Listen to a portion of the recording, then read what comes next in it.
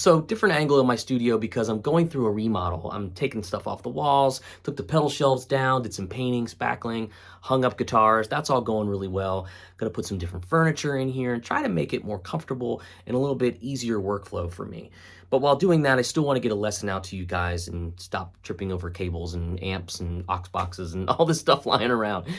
It's crazy, but I'm gonna get a video out here and it's gonna be on the whole tone scale and how we can put it into our blues playing. I also got some fun gear I'm playing in the video too that we'll talk about. So more of the same, a little bit different, and follow me on the journey because I will make a video about remodeling the studio. I think you'll like it and it'll be fun. All right, so let's play some guitar. Let's talk about the whole tone scale.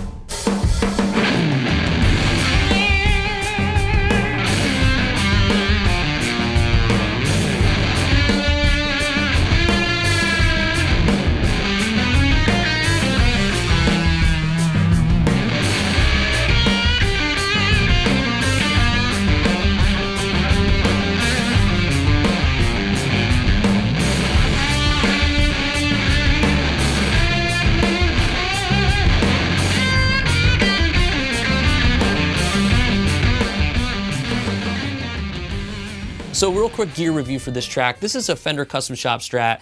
It's the 68 Mike Landau version. It is not the master-built Mike Landau version with the 2 humbuckers. That's a very specific guitar that's out there. But these have been getting a lot of buzz with some of my player friends. The neck is right. The frets are taller. I think they're 6105s in this.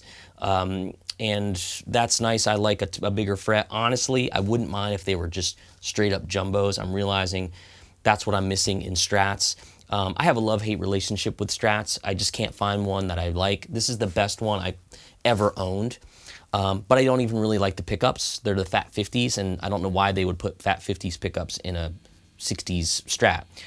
So I'm going to find some 60 Strat pickups and put them in this. I think it's going to really sound good. But I like the guitar a lot. I love distressed black headstock. It sounds really good, but it could be a little throatier and a little more bottom endy. I like my Strats to sound dark.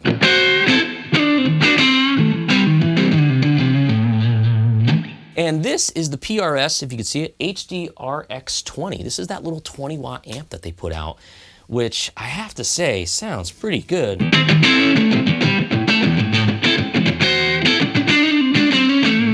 So that's coming out of the amp going into the aux box, and that's what you guys hear. So there's no live cabinet in the room. And I love this thing because as a recording guitar player, it just gets the true amp tone. It's really great. I'll do a deeper dive on this where maybe we'll mic the cabinet up and that sort of thing. But you can really, get all the sort of grind, a Marshall-y kind of thing.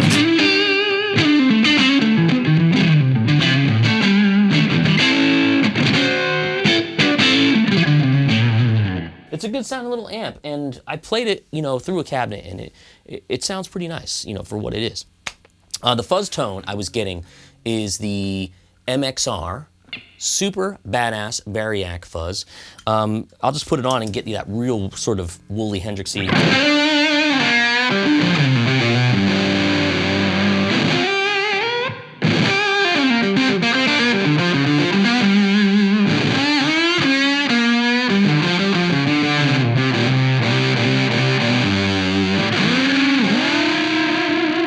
And that's the gain pretty much maxed out. The output's pretty low because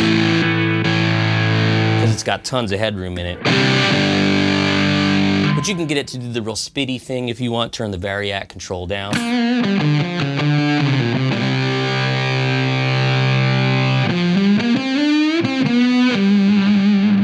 That's like a one sound that, maybe you use it for a song. I don't know. But if you turn it all the way up to the 15-volt setting, has a little more overdrive quality.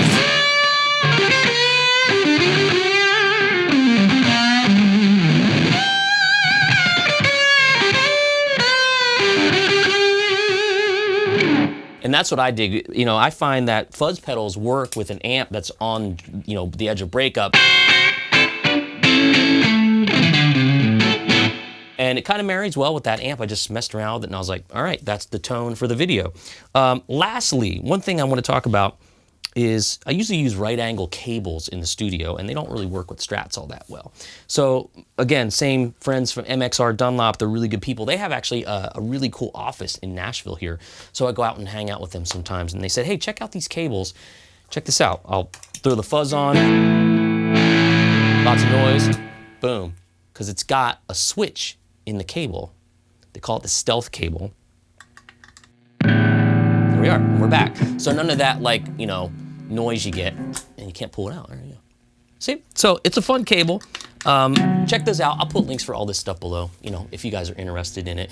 Check it out. It all goes to my Sweetwater friends, and if you're interested in purchasing anything, it helps the channel out, right? So, ooh, getting some phone noise or something coming from the fuzz.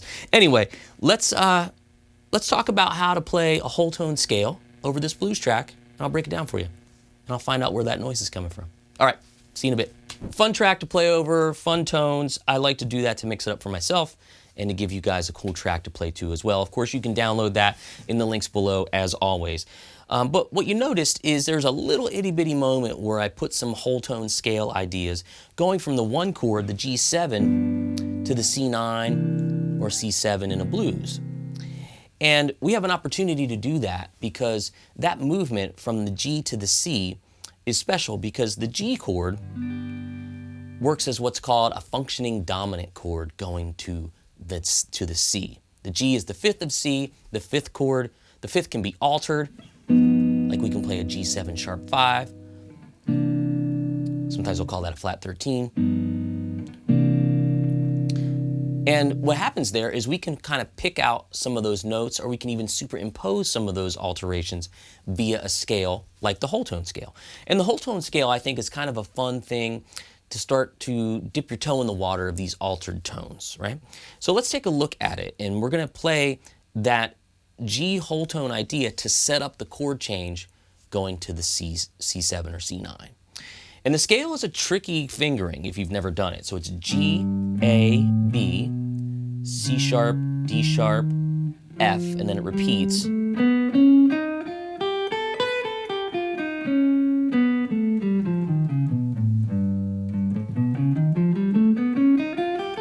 So very spider webby here. My fingers really have a lot of reach to do. And when you're doing this, the common misconception would be to go and maybe run a line like that, or. But the whole tone scale, there's a couple cool things in it that I want to show you, and it's a symmetrical scale, like a diminished scale. So you can move it in different spots and start it from any note, and it still retains the same sequence. So for instance, we have the G. Let's make sure we know this first, which is the 1, the 2, which is the A, or the 9, which is the A, the B, the 3rd, the flat 5, the C sharp, the sharp 5, the D sharp, and the F flat 7. So we have a lot of notes there that work.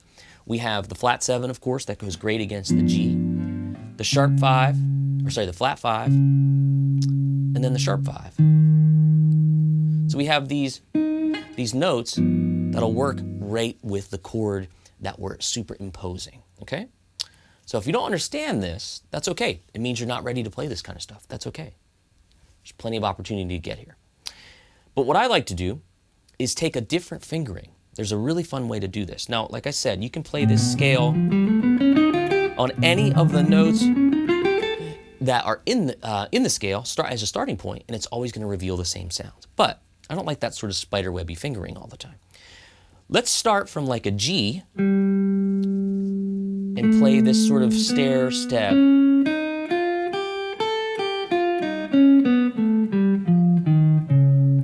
Because remember, I can start from any note I want, and if I do this sort of descending pattern like this, maybe I want to start on the B. Watch this.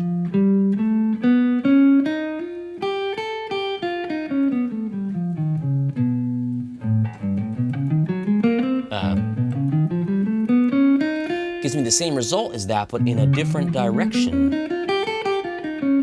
It's a really cool way to get a little line happening. And that's what I did in the playing example.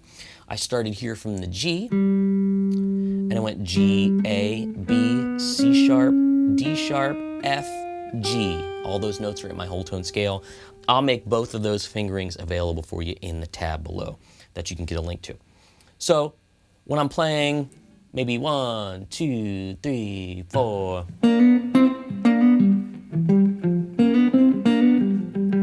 all G pentatonic.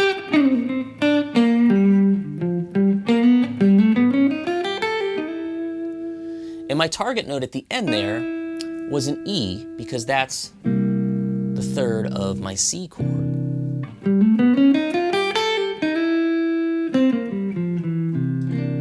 And for those of you that like my arpeggio stuff, I just played a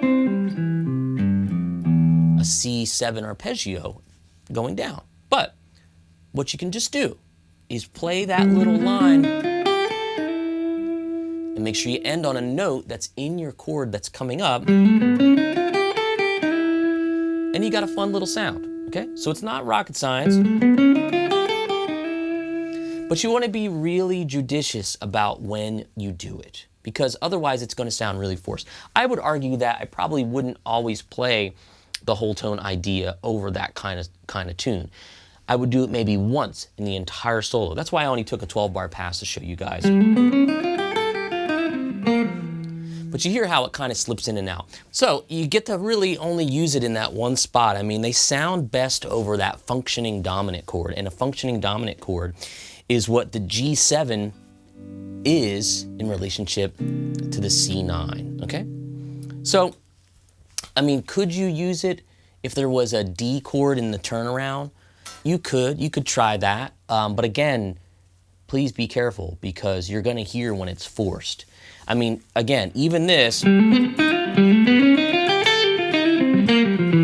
is a little on the outskirts even for me, okay? That's why just doing that much is sometimes all you need. All right, so I'll make this stuff available. I'll tab out 2 scales in different fingerings, or the scale in 2 fingerings, and I'll give you the track. And you guys, of course, check out all the gear links. If you're interested in any of the stuff, check out my Sweetwater affiliate links. They help out the channel if you purchase stuff, even if it's a pack of strings. Helps the channel out a little bit, and we can continue to get more fun gear from these great companies and show it off. And I can always take your questions. Of course, leave comments below if you have experience with the whole tone scale and just about anything else. And thanks again for being so supportive during my time of teaching with Bell's palsy. We're getting through it. My eyes watering because I can't really do normal eye stuff. But you guys have been great, and I appreciate the support. I love making videos for you, and I love hearing your feedback. So I'll see you on the next one. Take it easy.